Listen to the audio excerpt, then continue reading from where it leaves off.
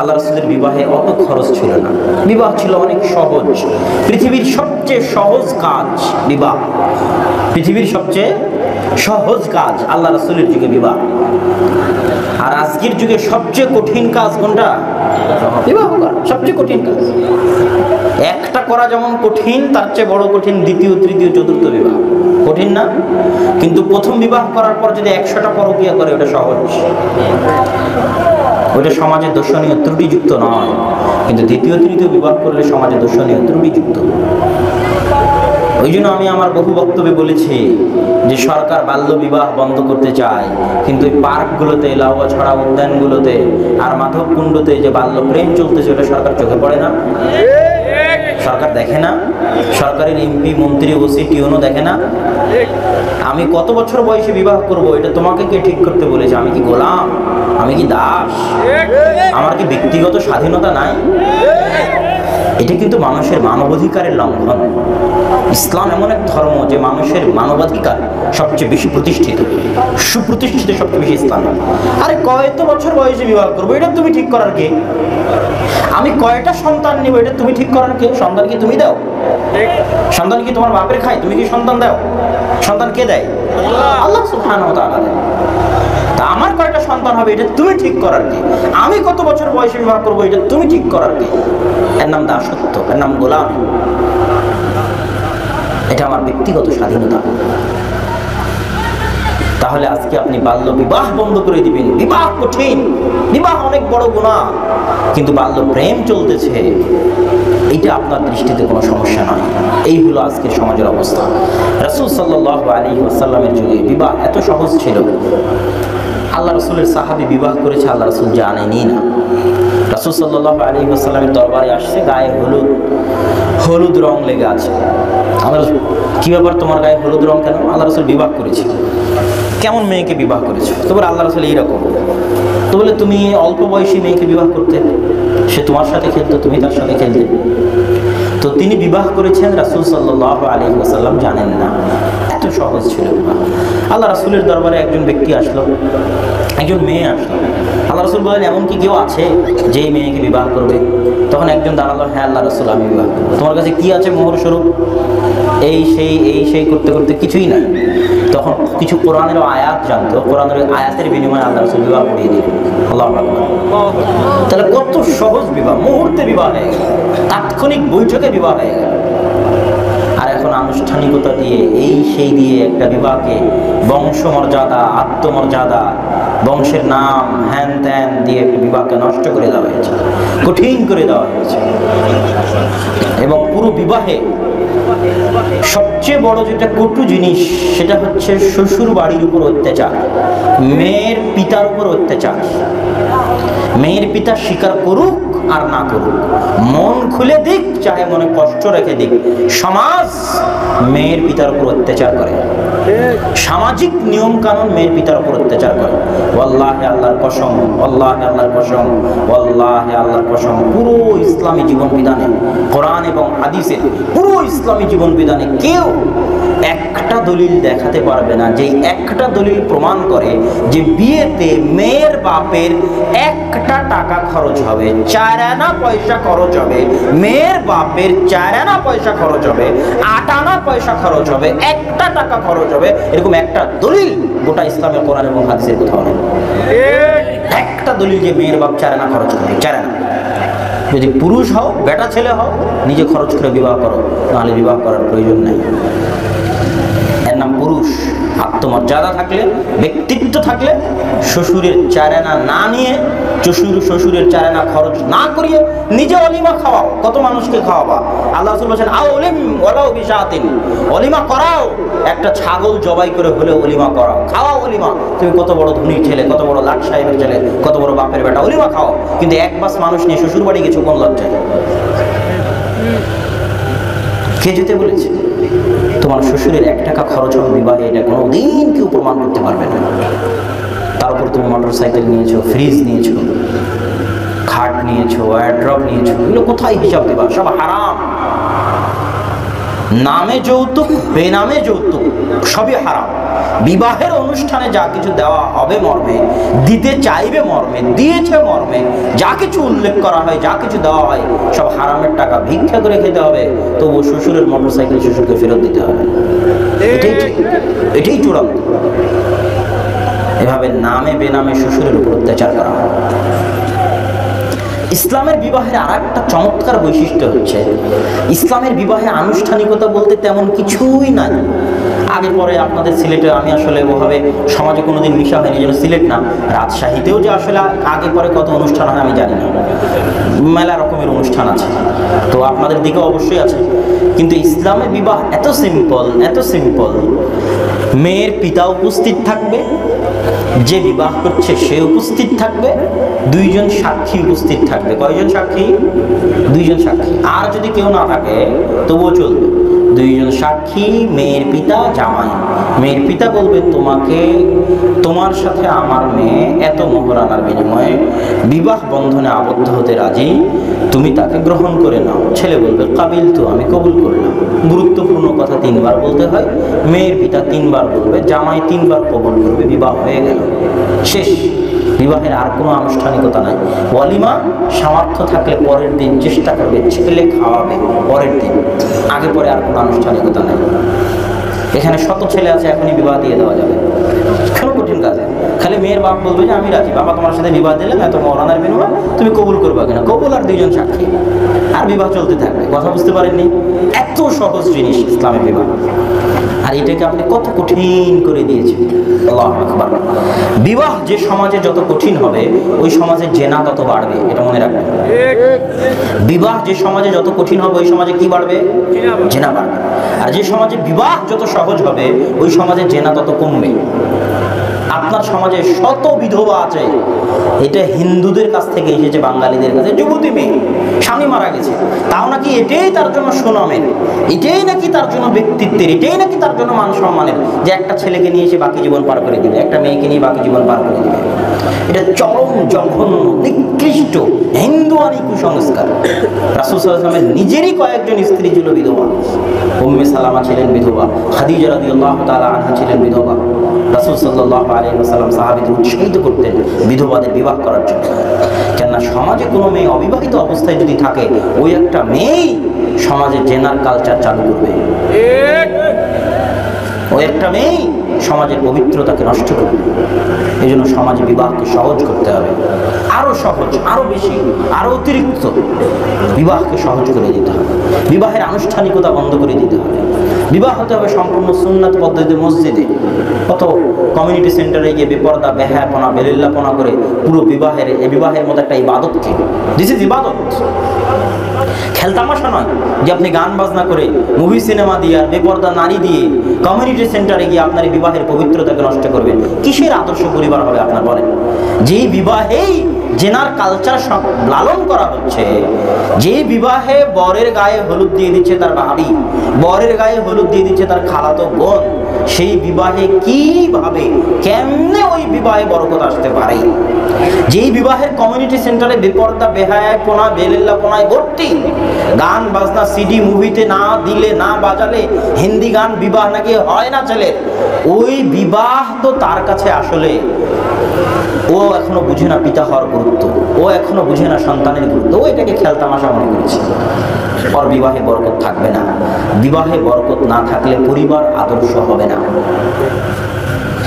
সুতরাং যুবক, আদর্শ পরিবারের মূল ভিত্তি, মূল দায়িত্ব হচ্ছে বিবাহকে অবৈধ পন্থায়, মানে অবৈধ সম্পর্ক, প্রেম প্রীতির মাধ্যমে নয়, বৈধ পন্থায় বিবাহের যাবতীয় অন্যায় আনুষ্ঠানিকতা থেকে মুক্ত হয়ে সিম্পলভাবে মসজিদে, কমিউনিটি সেন্টারে বেপরদা, বেহাই, বেলিল্লাপনার আশ্রয় দিয়ে নয়, গান বাজনা সিডি মুভি বাজিয়ে নয়, সাধারণভাবে সিম্পলভাবে বিবাহ করে, সুন্নাত পদ্ধতিতে বিবাহ করে পরের দিন মানুষজনকে খাওয়াতে হবে।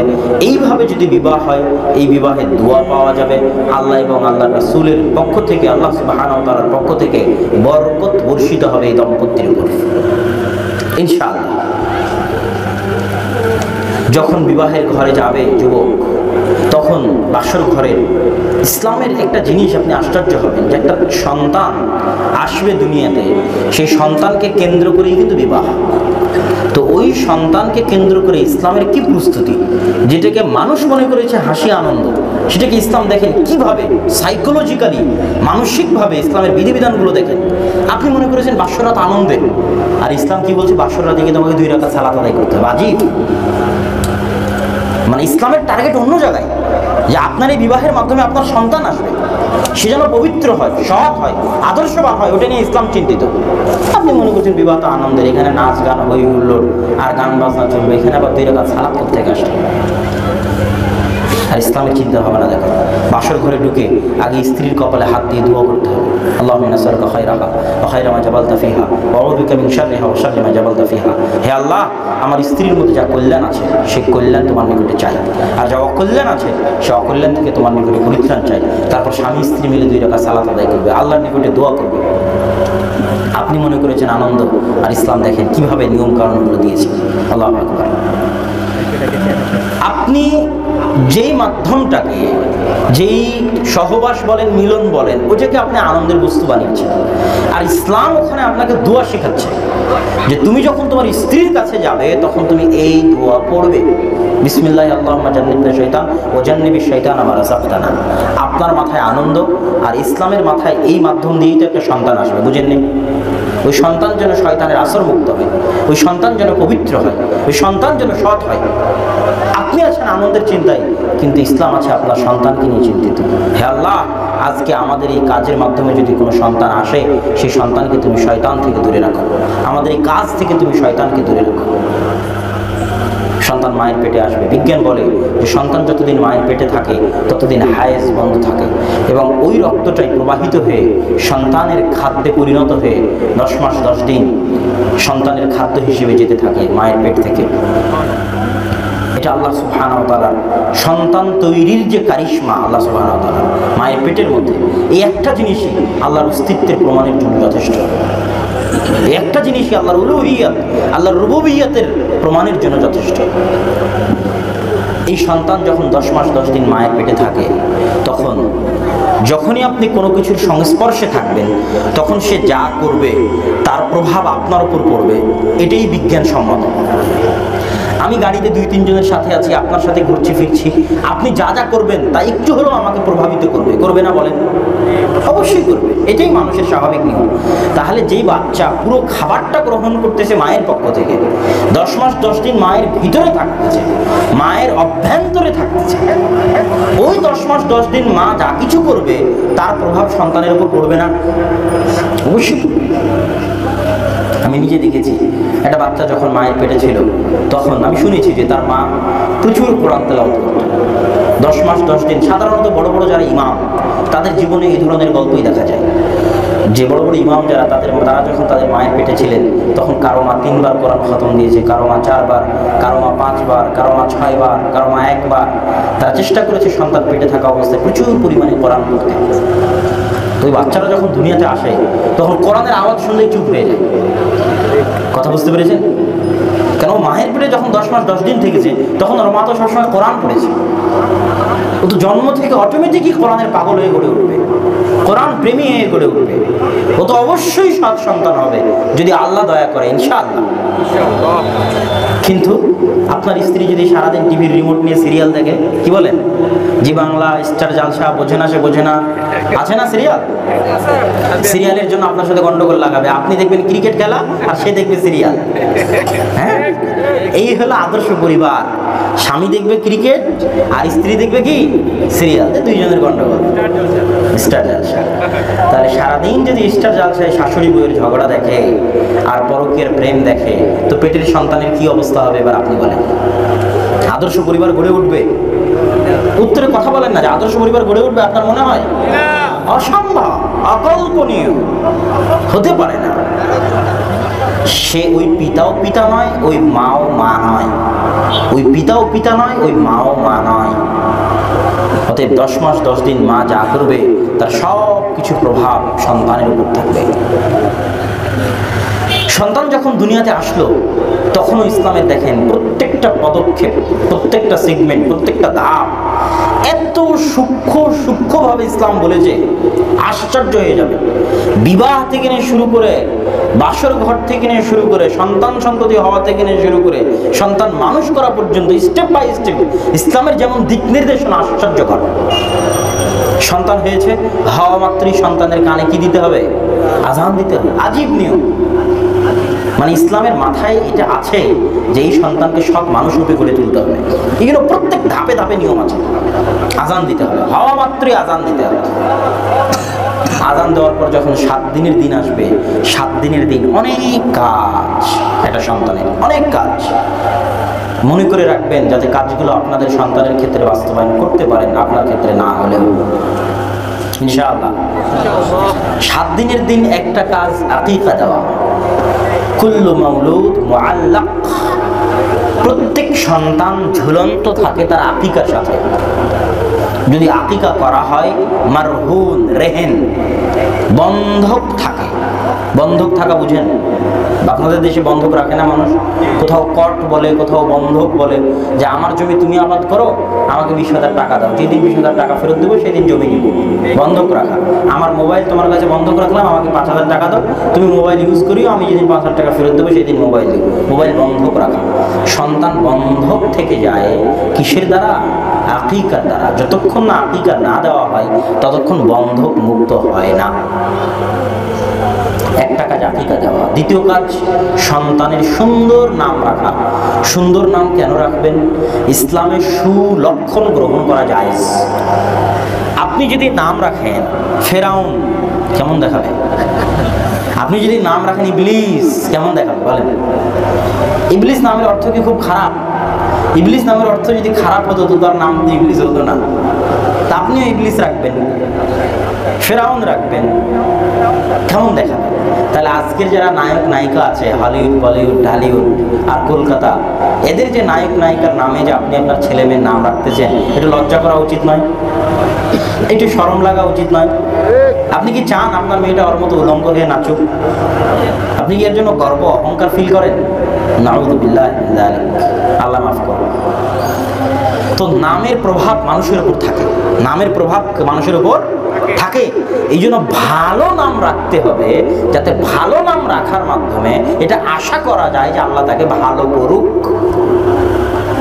আব্দুল মুত্তালিবের যখন পৌত্র হলো তখন আব্দুল মুত্তালিব নাম রাখলো মুহাম্মদ সাল্লাল্লাহু আলাইহি ওয়াসাল্লাম। মুহাম্মদ মানে প্রশংসিত, যার প্রশংসা করা হয়। আল্লাহ সুবহানাহু ওয়া তাআলা তার এই সুলক্ষণটা এমনভাবে কবুল করে নিয়েছেন যে সারা পৃথিবীতে সবচেয়ে প্রশংসিত নাম কার বলেন? মুহাম্মদ সাল্লাল্লাহু আলাইহি ওয়াসাল্লাম।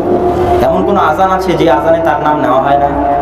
আল্লাহু আকবার, আল্লাহু আকবার, আল্লাহু আকবার, আল্লাহু আকবার, আশহাদু আল লা ইলাহা ইল্লাল্লাহ, তারপরে আশহাদু আন্না মুহাম্মাদার রাসূলুল্লাহ। আল্লাহর নামের সাথে তার নাম উচ্চারণ হচ্ছে আল্লাহু আকবার। সারা পৃথিবীতে সবচেয়ে প্রশংসিত নাম মুহাম্মদ। তাহলে তার দাদা যখন নামটা রেখেছিল তখন এই আশা করেই রেখেছিল যে আমার ছেলের নাম মুহাম্মদ রাখবো যেন কি হয়? প্রশংসিত। সম্মানিত উপস্থিতি, দ্বিতীয় কাজ সুন্দর নাম রাখা। নাম যদি খারাপ রেখে থাকেন পরিবর্তন করতে হবে। খারাপ নাম খুব খারাপ জিনিস, এটার প্রভাব চিরদিন থাকে। ইবনুল মুসাইয়িব, সাঈদ ইবনুল মুসাইয়িব নামে একজন বিখ্যাত তাবী, যারা হাদিস পড়বেন তারা দেখবেন। সাঈদ ইবনুল মুসাইয়িব নামে বিখ্যাত তাবী, উনি বলতেছে আমার দাদার নাম ছিল হাজিন। হাজিন মানে দুশ্চিন্তা। বলে আমার দাদার এই হাজিন নাম থাকার কারণে আমাদের পরিবারে দুশ্চিন্তা লেগেই থাকে। তো নামের একটা প্রভাব থাকতে পারে, আল্লাহ মাফ করুন। সম্মানিত উপস্থিতি, তৃতীয় কাজ, প্রথম কাজ বললাম আকিকা, দ্বিতীয় কাজ বললাম সুন্দর নাম, আর তৃতীয় কাজ হচ্ছে মাথার চুল নেড়ে করে চুল মেপে যত গ্রাম হচ্ছে অত গ্রাম সমপরিমাণ স্বর্ণ বা রৌপ্য বা সেই স্বর্ণ রৌপ্যের সমমূল্য টাকা আল্লাহ রাস্তায় দান করে দিতে হবে। এটা একটা গুরুত্বপূর্ণ বিধান যেটা অনেকেই জানে না। সপ্তম দিনের দিনেই করতে হবে এটা। সন্তানের মাথায় 7 দিনে যে চুল গজায়, যে এই চুল ব্লেড দিয়ে চেষে গ্রামের ওজনে মেপে, যত গ্রাম হচ্ছে অত গ্রাম স্বর্ণের যত দাম হয়, রৌপ্যের যত দাম হয় তত টাকা আল্লাহ রাস্তায় দান করে দিতে হবে। তাহলে একই দিনে 3টা কাজ, আকিকা করা, নাম রাখা, মাথার চুল কেটে সমপরিমাণ টাকা আল্লাহ রাস্তায় দান করা। 7 দিনের দিন এতগুলো কাজ। এবার সন্তান বড় হতে থাকলো, সন্তান ভালো হবে কেমনে, সন্তান আদর্শ হিসেবে গড়ে উঠবে কেমনে। একটা বড় জিনিস আছে, যে বড় জিনিসের কারণে সন্তান আদর্শ হতে পারে, সেটা হচ্ছে পিতার ব্যক্তিত্ব, মায়ের ব্যক্তিত্ব, দাদার ব্যক্তিত্ব, দাদির ব্যক্তিত্ব, দাদার আদর্শ, দাদির আদর্শ, পিতার আদর্শ, মাতার আদর্শ।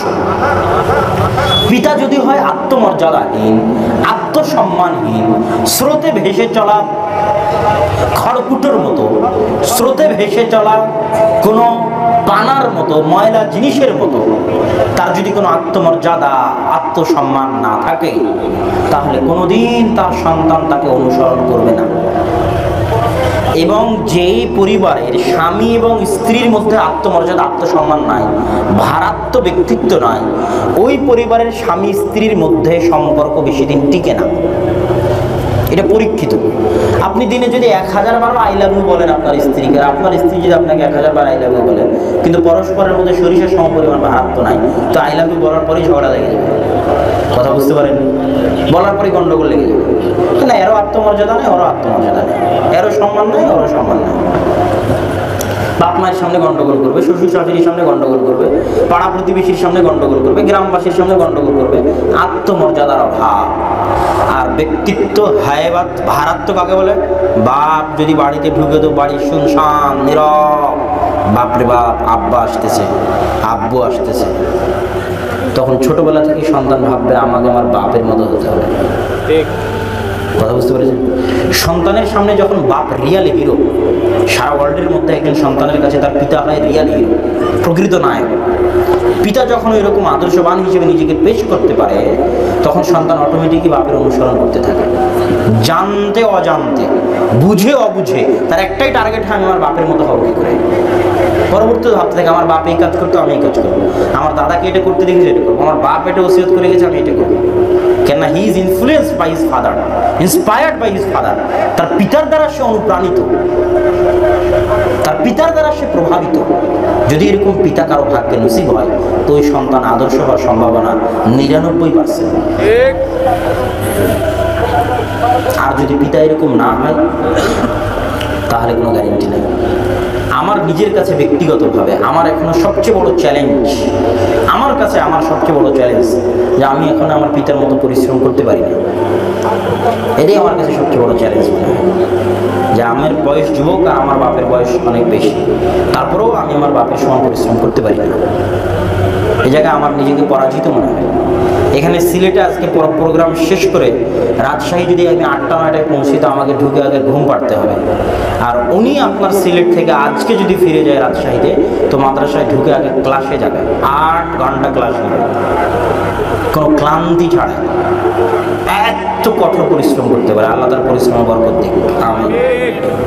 তো যখনই কোনো সন্তান ভাববে যে তার চ্যালেঞ্জ তার পিতা, তখন ওই সন্তান আদর্শ হবে।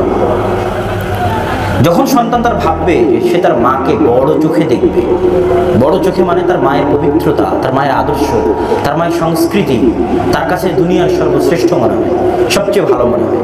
তার অন্তরে বিশ্বাস কাজ করে যে তার মা যদি তার জন্য দোয়া করে, তার মায়ের দোয়া কবুল হবে। এই সন্তান ভালো হবে, কেন সে তার মায়ের দ্বারা প্রভাবিত। আর যে মা তার সন্তানের উপর প্রভাব বিস্তার করতে পারে না, যে পিতা তার সন্তানের উপর প্রভাব বিস্তার করতে পারে না, ওই সন্তানের ভালো হওয়ার সম্ভাবনা খুব কম। ইল্লা মান রাহিমা রাব্বি, তবে আল্লাহ যদি দয়া করে সেটা আলাদা বিষয়।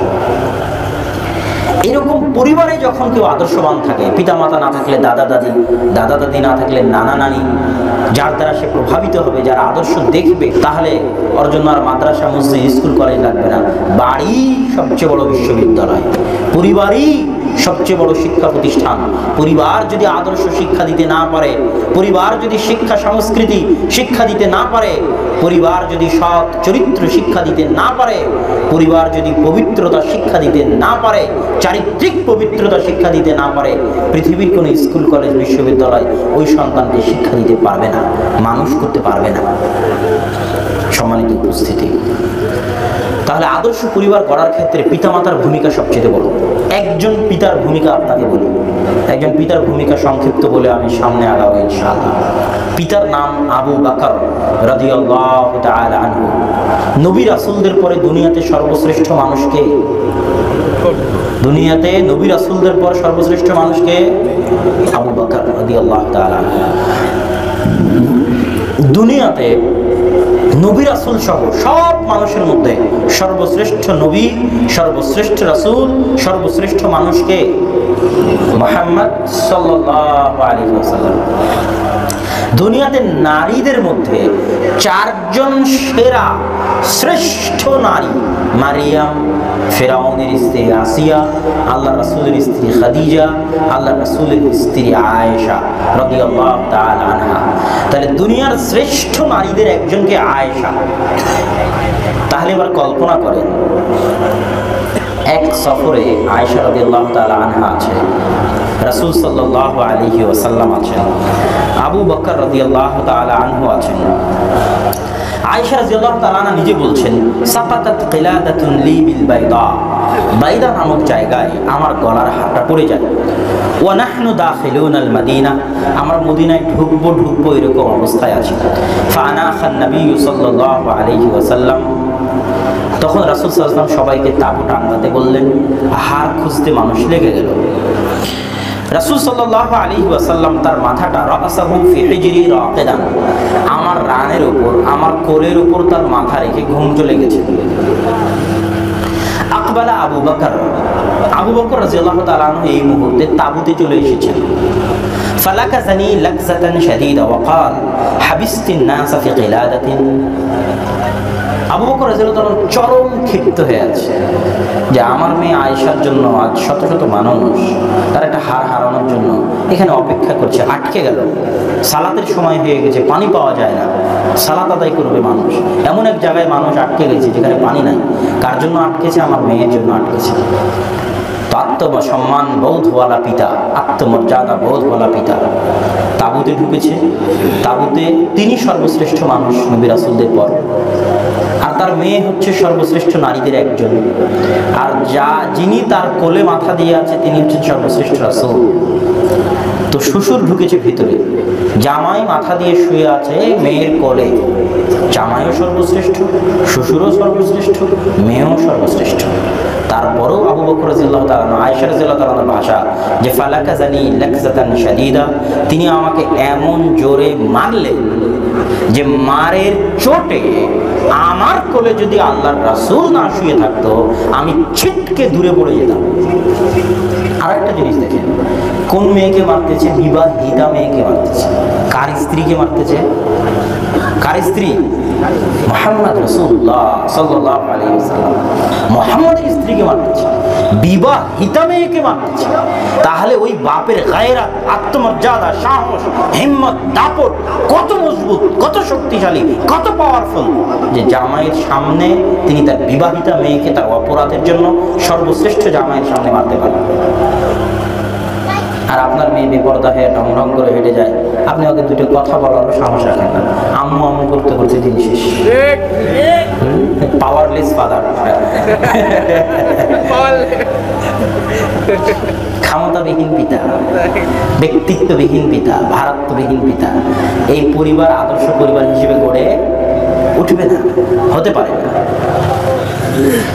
এই জন্য রাসূল সাল্লাল্লাহু আলাইহি ওয়াসাল্লাম বলেছেন, লা ইয়াদখুলুল জান্নাতা আদ-দায়ুস, দায়ুস জান্নাতে প্রবেশ করবে না।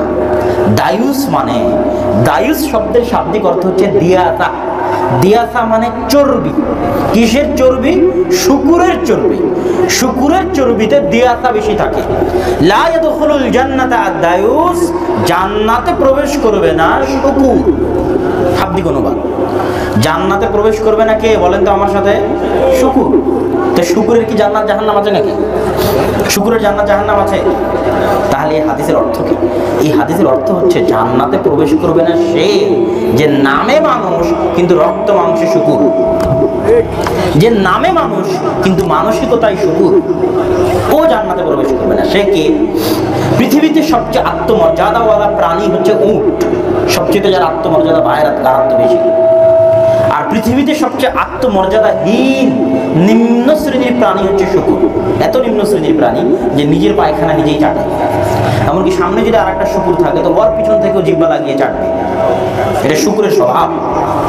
এবং সবচেয়ে অপরিষ্কার অপরিচ্ছন্ন জায়গায় থাকতে পছন্দ করে কে? শুকুর। পৃথিবীর সবচেয়ে আত্মমর্যাদাহীন প্রাণী, আত্মসম্মানহীন প্রাণী, যে রক্তে মাংসে, যে নামে মানুষ কিন্তু রক্ত মাংসে শুকুর।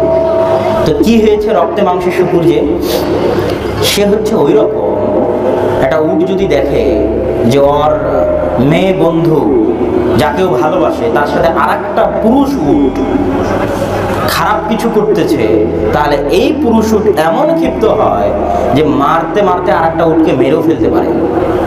বহু ঘটনা আছে, অসংখ্য অগণিত ঘটনা আছে।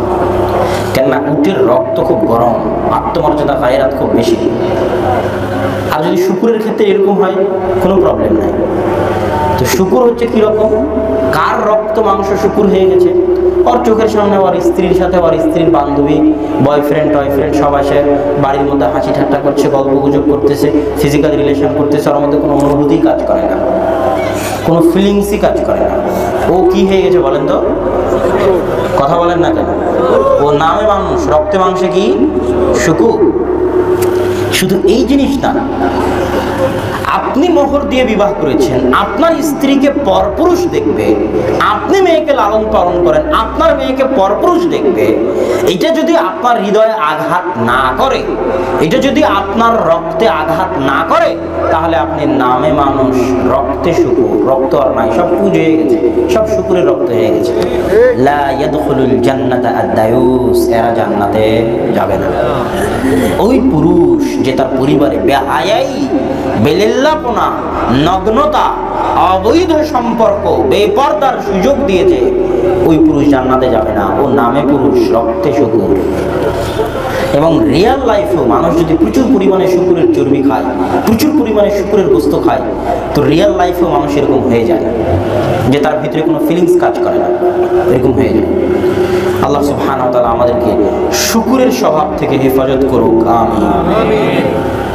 একটা জিনিস মনে রাখবেন, সবচেয়ে আত্মমর্যাদা সম্পন্ন যার যত বেশি, তার পরিবারে পর্দা তত বেশি। আত্মমর্যাদা, সম্মান, গায়রাত যত বেশি, পর্দা তত বেশি। কেননা পর্দাহীনতা অপমান, পর্দাহীনতা শাস্তি, পর্দাহীনতা দাসত্ব। দাসীদের ক্ষেত্রে ইসলামে পর্দা ছিল না। ওমর রাদিয়াল্লাহু তাআলা আনহু যখন কোনো দাসীকে দেখতেন যে সে পর্দা করতেছে, তখন তিনি তাকে বাধা দিতেন। কেন? পর্দা কাদের? যারা স্বাধীন, আজাদ, উচ্চ মর্যাদা সম্পন্ন, বড় বংশ। যে যত উচ্চ মর্যাদা সম্পন্ন, তার পর্দা তত কঠোর, তত কঠিন। আর ফ্যামিলি কেউ কাউকে দেখতে দিবে না। এখনো সৌদিদের মধ্যে এই স্বভাব পাবে। গোটা বাড়ি আপনার ঘুরে শেষ করে দিবে, কিন্তু ফ্যামিলির কাছে নিয়ে যাবে। এখনো আছে। কোথায় দেখতে যাবেন, কোথায় যেতে যাবেন, গোটা ঘর বাড়ি ঘুরিয়ে গাড়িয়ে শেষ, কিন্তু আপনাকে কোনোদিন কোথায় নিয়ে যাবে না? ফ্যামিলির কাছে নিয়ে যাবে না। আর বাংলাদেশে বন্ধু হওয়া মাত্র আগে বউয়ের কাছে নিয়ে যাবে, এই যে তোমার ভাই আসছে, একটু গল্প করো। মানে ওর ভিতরে কোনো আত্মমর্যাদা, গায়রাত নাই। এটা যারা সৌদি আরবে গেছে তারা দেখছে। বাংলাদেশের একজন ওই অনুষ্ঠান করে, শেখ সিরাজ অনুষ্ঠান করে না, চ্যানেল লাইনে কিছু অনুষ্ঠান করে কৃষি বিষয়। ও কাতারের কোন একটা আমিরের ইয়েতে গেছে, তো অনেক অনুরোধ করার পুরো বাংলো, বাড়ি ঘর, প্রাসাদ সব দেখাইছে, কিন্তু বাড়ির ভিতরে নিয়ে যায়। আর আসলে নিয়ে যায় না, এটা তো স্বভাব।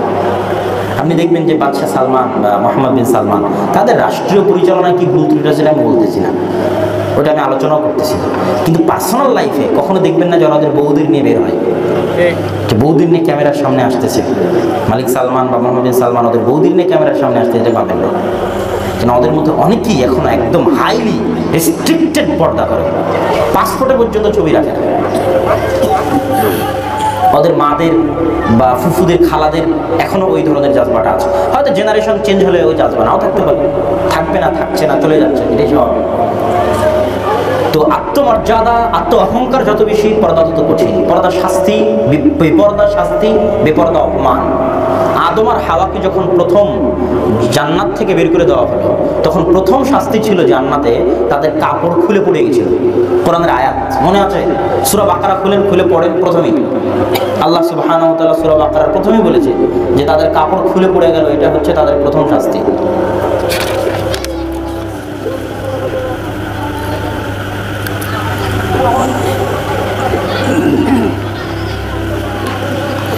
তো এই যে শাস্তি আল্লাহ সুবহানাহু ওয়া তাআলা তাদেরকে দিলেন, তখন তারা জান্নাতের পাতা দিয়ে, জান্নাতের বিভিন্ন গাছের পাতা দিয়ে তাদের লজ্জাস্থান ঢাকতে লাগলো। তাহলে বেপরদা কি শাস্তি? বেপরদা শাস্তি নয়, শাস্তি। আজকেও যদি গ্রামগঞ্জে আপনি মজাক করেন, তো কাউকে যদি শাস্তি দেন বলবেন ওকে ন্যাংটা কর, ন্যাংটা করে শাস্তি দেন। মানে উলঙ্গপনাটা কি শাস্তি? উলঙ্গ হওয়া শাস্তি। এখন এই শাস্তি যদি মা বোন নিজে মাথা পেতে মেনে নেয়, তাহলে তো কিছু করার নেই। এই অপমান যদি মা বোন নিজে মাথা পেতে মেনে নেয়, তাহলে কিছু করার নেই। এই শাস্তি, এই লজ্জা যদি নিজে মাথা পেতে কোনো মা বোন মেনে নেয়, তাহলে ও জানেই না সম্মান কাকে বলে, ও জানেই না স্বাধীনতা কাকে বলে। দুনিয়ার যারা সেকুলার, যারা পর্দার বিরোধিতা করে, এদের সবচেয়ে বড় কষ্ট কি জানেন? এদের রিয়াল, সত্যিকার এদের মনের কষ্টটা বলে। সেকুলার যারা, পর্দা বিরোধী যারা পুরুষ, তাদের কষ্টটা বলে, তারপর নারীদের কষ্টটা বলতেছে। সেকুলার পর্দা বিরোধী পুরুষদের কষ্ট হচ্ছে যে মেয়েরা পর্দায় আছে এদের চেহারা এরা দেখতে পায় না। কথা বুঝতে পারেননি? এই কষ্টে এদের ঘুম হয় না। কেন? মুসলমানদের ঘরে এত সুন্দরী হুরপুরি আছে, ওই হলিউড বলিউডের হাজার যত সুন্দরী নায়ক নায়িকা আছে, ওদের যদি লাখো কোটি কোন সুন্দরী হুরপুরি আছে, মুসলমানদের বাড়িতে পর্দার অভ্যন্তরে। কিন্তু এটা দেখতে পায় না, এই কষ্ট সহ্য হয় না। সৌদির মেয়েদের চেহারা দেখতে পায় না, বুঝতে পারেননি? তখন মাথার তার মার কেটে যায়, তখন পর্দার বিরুদ্ধে শুরু হয়ে যায় লেকচার। মুসলমানদের মেয়েদের চেহারা কেন দেখতে পায় না? এই কষ্টে ওরা পর্দার বিরোধিতা করে। আর যে মেয়েরা পর্দার বিরোধিতা করে, ও একবার ইউজড, ব্যবহৃত হয়ে গেছে। তো ওর লেজ একবার কাটা পড়ে গেছে, তো লেজ কাটা শিয়ালের মতো ও চায় যে শালা আমার যখন কাটা পড়েছে বাকিদের কেন কাটা পড়বে না? আমি যে কষ্ট পেয়েছি এই কষ্ট সবাইকে ভোগ করিয়ে ছাড়বো। এটা হলো ওদের অবস্থা। কিন্তু আমার পর্দার মধ্যে যে মা বোনেরা আছে সে বুঝে না। এটা একজন খ্রিস্টান যখন মুসলমান হয়েছিল, মারিয়াম জামিলা নামে একজন খ্রিস্টান, আবুল আলম মওদুদি রাহিমাহুল্লাহ তাকে অনেক ইলমের দিক থেকে হেল্প করেছিলেন। পাকিস্তানে চলে আসছিল হিজরত করে। উনি একটা বই লিখেছে যে পাশ্চাত্য সমাজ যে আগুন থেকে বাঁচার জন্য দৌড়ে দৌড়ে ইসলামের কাছে আসতেছে, ইসলামের শান্তির কাছে আসতেছে, ইসলামের শান্তির বাগানে বসবাসকারী ওই সমস্ত মা বোনেরা লাফ দিয়ে, পোকা যেমন লাফ দিয়ে আগুনে পড়ে না, লাফ দিয়ে আগুনে ঝাঁপ দিচ্ছে। নাউজুবিল্লাহ। বুদ্ধিহীনতার কারণে, বিবেকহীনতার কারণে। সেফ জোন, নিরাপদ জায়গা, সম্মানের জায়গা, মুসলমান এবং ইসলামে আল্লাহ এবং আল্লাহ রাসূল যে বিধান দিয়েছে সেটাই আমরা আলোচনা করছিলাম। আদর্শ পরিবার, আদর্শ পরিবারে আমরা যেখানে গিয়ে আলোচনা এদিকে চলে আসলো, সেই জায়গাটা হচ্ছে সন্তান তখনই প্রভাবিত হবে যখন পিতা এবং মাতার মধ্যে ব্যক্তিত্ব থাকবে, পিতা এবং মাতার মধ্যে আদর্শ থাকবে। এবার পিতা মাতা যদি আদর্শবান হয়, ব্যক্তিত্ববান হয়, তাহলে পিতা মাতার জন্য এমন কি করণীয়, যেই করণীয় দিয়ে তারা তার সন্তানদেরকে আদর্শ করে গড়ে তুলতে পারবে। এখানে কয়েকটা মৌলিক জিনিস আছে। এক নম্বর মৌলিক জিনিস হচ্ছে পরিবারের সম্পর্ক হতে হবে মসজিদের সাথে। কিসের সাথে? আদর্শ পরিবার বলতে দুনিয়াতে যত আদর্শ পরিবার আছে সব আদর্শ পরিবারের সম্পর্ক মসজিদের সাথে। কিভাবে? আল্লাহ সুবহানাহু ওয়া তাআলা ইসমাঈল আর ইব্রাহিমকে বলছেন যে তোমরা যাও, ওয়াতাহহির বাইতিয়া লিত-তাইফিনা ওয়াল আকিফিনা ওয়া রুকআইস সুজুদ। ইব্রাহিম ইসমাঈল কাবা ঘরে মানুষের গা থেকে ঝরে পড়া ময়লা, নাকের ময়লা, চুলের ময়লা, পায়ের ময়লা, কাবা ঘরে মানুষের গা থেকে ঝরে পড়া ময়লা তুমি আর তোমার ছেলে ইসমাঈল মিলে ঝাড়ু দিবে। কে ঝাড়ু দিবে বলেন তো? একটু জোরে বলতে হবে, কে ঝাড়ু দিবে? জোরে। ইব্রাহিম আর ইসমাঈল। কি ঝাড়ু দিবে? কাবা ঘর ঝাড়ু দিবে। কত বড় নবী, আবুল আম্বিয়া, সব নবীর পিতা। তারপর থেকে আল্লাহ সুবহানাহু ওয়া তাআলা তার বংশের বাইরে কোনো নবী পাঠাননি, অথচ তাকে আল্লাহ বলছেন ঘর ঝাড়ু দিবা। মারিয়াম কত মহান মহতী নারী, যার কোলে তার কোলের বাচ্চা তার ইজ্জতের সাক্ষী দিয়েছে, পবিত্রতার সাক্ষী দিয়েছে। সেই মারিয়াম আলাইহিস সালাতু ওয়াস সালামের কাজ কি ছিল বলেন তো? বাইতুল মাকদিস ঝাড়ু দাও। বাইতুল মাকদিস কি করা? ঝাড়ু দাও। তো ইব্রাহিমের আদর্শ পরিবার কাবা ঝাড়ু না দিয়ে হয়নি। মারিয়াম ঈসার আদর্শ পরিবার বাইতুল মাকদিস ঝাড়ু না দিয়ে হয়নি। আজকের দুনিয়াতেও আদর্শ পরিবার সম্ভব নয় মসজিদের খেদমত ছাড়া। সন্তানকে সম্পর্ক গড়ে দিতে হবে কিসের সাথে? মসজিদ। বাপ সন্তানের হাত দিয়ে কোথায় নিয়ে যাবে? হাত ধরে মসজিদে নিয়ে যাবে। মসজিদের লাইট, ফ্যান, কম্বল, চাদর সব কিছুর সাথে সন্তানের সম্পর্ক, নিজের সম্পর্ক থাকতে হবে। আদর্শ পরিবার গড়বে ইনশাআল্লাহ। আর যদি মসজিদের সাথে সম্পর্ক না থাকে, কোনো কিছু দিয়ে আদর্শ পরিবার গড়া সম্ভব নয়। এটা একটা পদ্ধতি। দ্বিতীয় পদ্ধতি, সন্তানকে তাওহীদের শিক্ষা দিতে হবে। তাওহীদের শিক্ষা এমন শিক্ষা, দুনিয়াতে ওকে কোথাও কোনো কিছু ভয় দেখাতে পারবে না, আটকাতে পারবে না, হতাশ হবে না। কথা বুঝতে পারেননি? রাস্তা থেকে ছিটকে পড়বে না যদি তাওহীদ থাকে। আর যদি তাওহীদ না দিতে পারেন তো এসএসসিতে ফেল করে ফাঁসিতে ঝুলবে। এসএসসিতে ফেল করে কি দিবে? আত্মহত্যা করবে। কোন মেয়ের সাথে প্রেম করেছে, প্রেম করে টিকতে পারেনি, বিষ খেয়ে মরে যাবে। আর যদি তাওহীদের শিক্ষা দিয়ে থাকেন, তার লাইফে যত বড় ঝড় আসুক, যত বড় ঝাপটা আসুক, ও লোহার মতো টিকে থাকবে। কেন? ও 100-তে 100 আল্লাহর দাস, আল্লাহর বান্দা, আল্লাহর গোলাম। তৃতীয় যে জিনিসটা, সেটা হচ্ছে যারা আপনার সোশ্যাল মিডিয়া যারা তৈরি করেছে, সোশ্যাল মিডিয়ার পিছনে যারা গবেষণা করেছে, কিভাবে মানুষের ব্রেনকে সোশ্যাল মিডিয়ায় ধরে রাখা যায়, ফেসবুক, টুইটার, ইউটিউব নিয়ে যারা সাইকোলজিক্যালি মানসিকভাবে যারা গবেষণা করে, দিন দিন ফেসবুক, টুইটার, ইউটিউবের যারা বিভিন্ন ফিচারে পরিবর্তন আনতেছে, প্রতিনিয়ত ইউটিউব, ফেসবুক, টুইটারের ফিচারে পরিবর্তন আনছে। কেন? মানুষের সাইকোলজি গবেষণা করে। যে আগে শুধু লাইক বাটন ছিল, লাইক বাটনে মানুষকে ধরে রাখা যাচ্ছে না, আরও একটা বাটন যোগ করো, একটা লাভ বাটন, একটা হাহা বাটন, একটা অ্যাংরি বাটন, একটা দুঃখ বাটন, স্যাড বাটন, হ্যাঁ, আর একটা টেক কেয়ার বাটন নতুন অ্যাড হয়েছে। তা এইগুলো নিয়ে কোটি কোটি টাকা খরচ করে সাইকোলজিক্যালি গবেষণা করে, মানুষের মানসিকতা নিয়ে গবেষণা করে, কীভাবে মানুষকে ফেসবুকের মধ্যে ধরে রাখা যায়। তো যারা এই সাইকোলজিক্যাল গবেষণার মধ্যে সময় দিয়েছে, তাদের অনেকেই এই জিনিসগুলো থেকে রিজাইন দিয়ে, পদত্যাগ দিয়ে, ওদের একটা ডকুমেন্টারি আছে। সেই ডকুমেন্টারিতে ওরা স্পষ্ট বলেছে যে আমাদের পক্ষ থেকে পরামর্শ থাকবে, খবরদার কেউ তাদের সন্তান সন্ততির হাতে 18 বছরের আগে, প্রাপ্তবয়স্কের আগে এই ভয়ঙ্কর নেশার মধ্যে আটকাবেন না। যেমন ব্লু হুইল গেম বলেন, তারপরে পাবজি বলেন, ফ্রি ফায়ার বলেন, এই গেমগুলো কোটি কোটি টাকা খরচ করে মানুষের মানসিকতা যাচাই করে তৈরি করা, যে কি করলে মানুষকে এই গেমের মধ্যে আটকে থাকা যাবে, কি করলে ফ্রি ফায়ার গেম খেলতে গিয়ে কি কি ফিচার রাখলে এই গেম থেকেও বের হতে পারবে না। এর পিছনে লাখ লাখ টাকার গবেষণা আছে। যখনই এই ফাঁদগুলোর মধ্যে আপনার সন্তান পা দিয়ে দিবে না, আপনি বলেন আমার ছোট্ট বাচ্চা মোবাইল চালানো জানে, ইউটিউবে সার্চ দেওয়া জানে, গুগলে সার্চ দেওয়া জানে। আমার একজন পরিচিত মানুষ আছে, তিনি গল্প করে যে ওনার ছেলে বাসায় গেলেই ফোনের সব কিছু চালাতে পারে। তাই আমি বললাম আপনার ছেলে ফোনের সব কিছু চালাতে পারে মানে নিশ্চিত ফ্রি ফায়ার আছে। তুমি অতটা বুঝে না, তাহলে আপনার ফোনটা দেন, যদি ফ্রি ফায়ার ইনস্টল দেওয়া না থাকে তাহলে আমার নাম আপনি চেঞ্জ করে দিন। তোমার ফোনটা নিয়ে আমি এগুলো অন করে দেখলাম যে হ্যাঁ ফ্রি ফায়ার ইনস্টল দেওয়া আছে। তো আপনার ছেলেকে যদি এই অন্ধকার জগৎগুলো থেকে বাঁচাতে না পারেন, এটা এই যুগের সবচেয়ে বড় ফিতনা, সবচেয়ে ভয়ঙ্কর ফিতনা, এটা ভয়ঙ্কর দাসত্ব, গোলাম বানায় রাখা।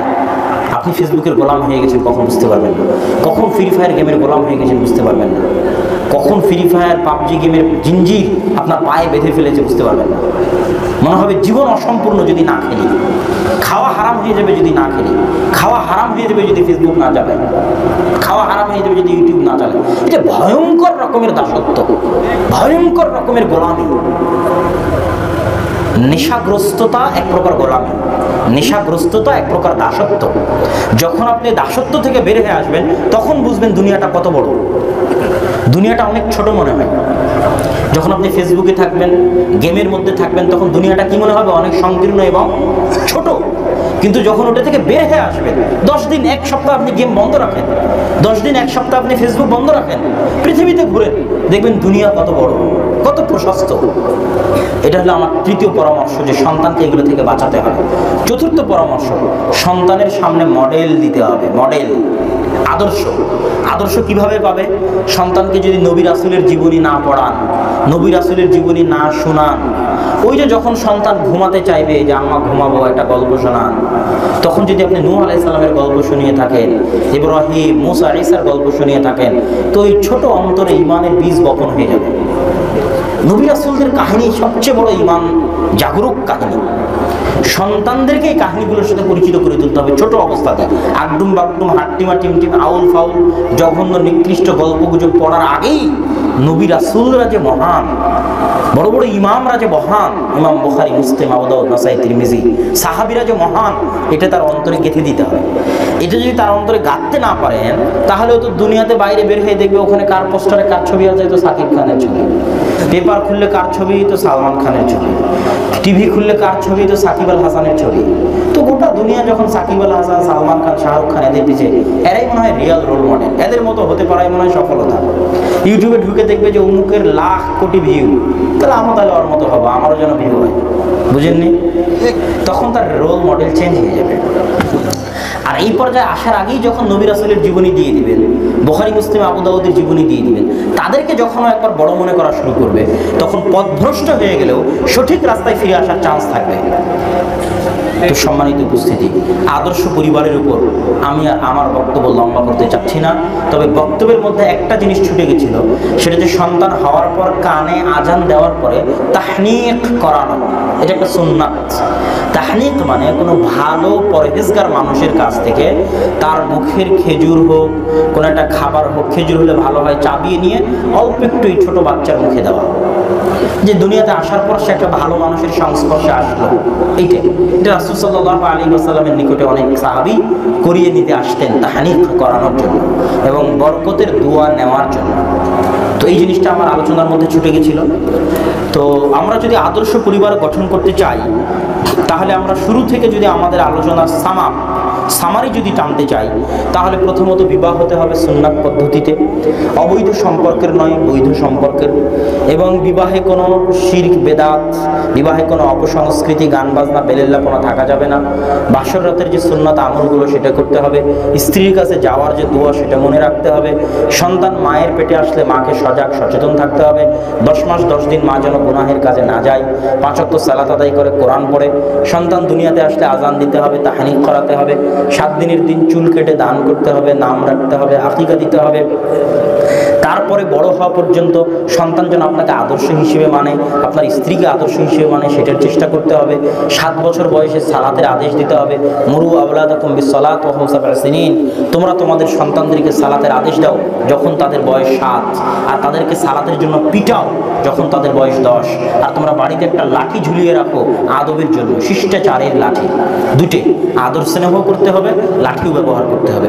বেশি আদর স্নেহ যদি করেন আর লাঠি ব্যবহার না করেন, সন্তান বিগড়ে যাবে। আবার যদি প্রচুর লাঠি ব্যবহার করেন, আদর স্নেহ না থাকে, তবুও সন্তান বিগড়াবে। দুইটার ভারসাম্য থাকতে হবে, আদর স্নেহ থাকতে হবে, বশমাহি দুষ্টামি করলে লাঠিও থাকতে হবে, লাঠির প্রয়োগও থাকতে হবে। আল্লাহর রাসূল লাঠির প্রয়োগ করেছেন, করতে বলেছেন। এটার মাধ্যমে আপনি আপনার সন্তানকে মসজিদের সাথে সম্পৃক্ত করবেন। 5 বছর বয়সে সন্তানকে বিভিন্ন গেম থেকে, মোবাইলের আসক্তি থেকে দূরে রাখবেন এবং সন্তানকে যেটাই বানান, ইঞ্জিনিয়ার বানান, ডাক্তার বানান, আর যেটাই বানান, সন্তানকে সবার আগে কোরআন শিখাবেন। কি শিখাবেন? কোরআন। কোরআন না শিখে যেন আপনার সন্তান বড় না হয়, আর কোরআন না শিখে যেন আপনি মারা না যান। কোরআনবিহীন জীবন পশু পাখির জীবন, কোরআনবিহীন জীবন কুকুর শ্রীগালের জীবন, কোরআনবিহীন জীবন অন্ধকার জীবন, কোরআনবিহীন জীবন বরকতবিহীন জীবন। কোরআন যে বাড়িতে পড়া হয় না, ওই বাড়ি কবরের মতো অন্ধকার। কোরআন যে জীবনে তেলাওয়াত করা হয় না, ওই জীবন বরকতবিহীন অন্ধকার জীবন। আর ওই বাড়িতে বরকত অবতীর্ণ হয় যে বাড়িতে কোরআন তেলাওয়াত করা হয়। আপনার বাড়ির পরিবেশ কিরকম থাকতে পারে আমি একটু বলি। একটা আদর্শ পরিবারের বাড়ির পরিবেশ কিরকম হতে পারে? একটা আদর্শ পরিবারের বাড়ির পরিবেশ হবে, ওই বাড়িতে যে যখন ঢুকবে বলবে আসসালামু আলাইকুম ওয়া রাহমাতুল্লাহ। আর যে পরিবার আদর্শ নয়, ওই পরিবারে বাড়িতে ঢোকার সময় কেউ সালাম দিবে না। আর যে বাড়িতে ঢোকার সময় কেউ সালাম দিবে না, ওই বাড়িতে কে থাকে বলেন তো? কে থাকে? আল্লাহ রাসূলের হাদিস, ইযা দাখালা আহাদুকুম ফি বাইতি, যখন তোমাদের কেউ তার বাড়িতে প্রবেশ করে আল্লাহর নাম না নেয়, আসসালাম আল্লাহর নাম, আসসালাম মানে শান্তি, আসসালামু আলাইকুম না বলে, তখন শয়তান বলে, ইবলিস বলে, এই শোনো, শয়তানের বাহিনীরা এই বাড়ি তোমাদের থাকার জায়গা। আর যে বাড়িতে শয়তান থাকবে ওই বাড়ি আদর্শ পরিবার হবে? ওই বাড়ি শয়তানের পরিবার হবে। কিসের পরিবার? শয়তানের পরিবার। আল্লাহ আকবার। এটা বাড়িতে আদর্শ পরিবারের কি বৈশিষ্ট্য হতে পারে? খেতে বসে সবাই বিসমিল্লাহ বলবে। রাসূল সাল্লাল্লাহু আলাইহি ওয়াসাল্লাম, ইযা আকালা আহাদুকুম ওয়া লাম ইয়াযকুর ইসমাল্লাহ, কেউ যদি খায় আল্লাহর নাম না নেয়, ইয়াকুলু মাআহু শাইতান, ওর সাথে কে খাবে? শয়তান খাবে। তাহলে যে বাড়িতে কেউ খেতে বসে বিসমিল্লাহ বললো না, ওটা শয়তানের বাড়ি, শয়তানের পরিবার। মুহাম্মদ সাল্লাল্লাহু আলাইহি ওয়াসাল্লামের আদর্শে গড়ে ওঠা পরিবার নয়। রাসূল সাল্লাল্লাহু আলাইহি ওয়াসাল্লাম বলছেন, প্রত্যেক যে পাত্র যার মুখ ঢেকে দেওয়া হয়, প্রত্যেক যে দরজা যা বন্ধ করা হয়, প্রত্যেক যে জানালা যা বন্ধ করা হয় বিসমিল্লাহ আল্লাহর নামে, ওই পাত্র খুলতে পারে না, ওই দরজা খুলতে পারে না, ওই জানালা খুলতে পারে না শয়তান। আল্লাহু আকবার। আর যদি বিসমিল্লাহ না বলা হয় তাহলে শয়তান এটা খুলতে পারে। আদর্শ পরিবার বাড়িতে কিরকম হবে? ফজরের সময় বাপ উঠবে, সবাইকে ডাকবে, ডেকে মসজিদে নিয়ে যাবে, এটা আদর্শ পরিবারের বৈশিষ্ট্য। মসজিদে নিয়ে গিয়ে মসজিদ থেকে এসে সবাই কোরআন তেলাওয়াত করবে, এটা আদর্শ পরিবারের বৈশিষ্ট্য। বাড়ি শুরু হবে কোরআনের আওয়াজে, কোরআনের মধুর আওয়াজে বাড়ি গুনগুন গুনগুন করবে। ওই বাড়িতে আল্লাহর পক্ষ থেকে বরকত আসবে, আল্লাহর পক্ষ থেকে শান্তি আসবে, আল্লাহর পক্ষ থেকে দয়া আসবে, আল্লাহর পক্ষ থেকে রহমত আসবে, আল্লাহর পক্ষ থেকে বরকত আসবে। আর যদি সবাই ঘুম থেকে উঠতেছে 8টা 9টা 10টা, আছে না নাই? হ্যাঁ, 8টা 9টা 10টায় উঠে জান্নাতে যাওয়া পরের কথা, দুনিয়াতে সফল হওয়া যাবে না। দুনিয়াতে সফল হওয়া যাবে না, বিসিএস ক্যাডারও হওয়া যাবে না, সরকারি চাকরিও হবে না, ধনীও হতে পারবে না, কিছু হতে পারবে না। আজকের যুগের যুবককে বলতেছি, তুমি ফিরে গিয়ে গুগলে সার্চ দেবে যে Bill Gates when gets up from the bed. Bill Gates কখন বিছানা থেকে ঘুম থেকে উঠে, মার্ক জুকারবার্গ কখন ঘুম থেকে বিছানা থেকে উঠে। তুমি এদের যত বড় বড় ধনী আছে পৃথিবীতে, এদের জীবনী সার্চ করে দেখবা, এরা খেয়েও 8টা 9টা 10টায় ঘুম থেকে ওঠে না। কারণ 8টা 9টা 10টায় ঘুম থেকে উঠলে অন্তত ধনী হতে পারবে না। তবে 4টায় 5টায় 6টায় সকালে ঘুম থেকে ওঠে খ্রিস্টান। আর আপনার বাড়িতে সবাই 10টায় ঘুম থেকে ওঠে, 9টায় ঘুম থেকে ওঠে। ওই বাড়িতে বরকতও নাই, ওই বাড়ি আদর্শ নয়, ওটা শয়তানের আড্ডাখানা, ওটা কোনো পরিবারও নয়।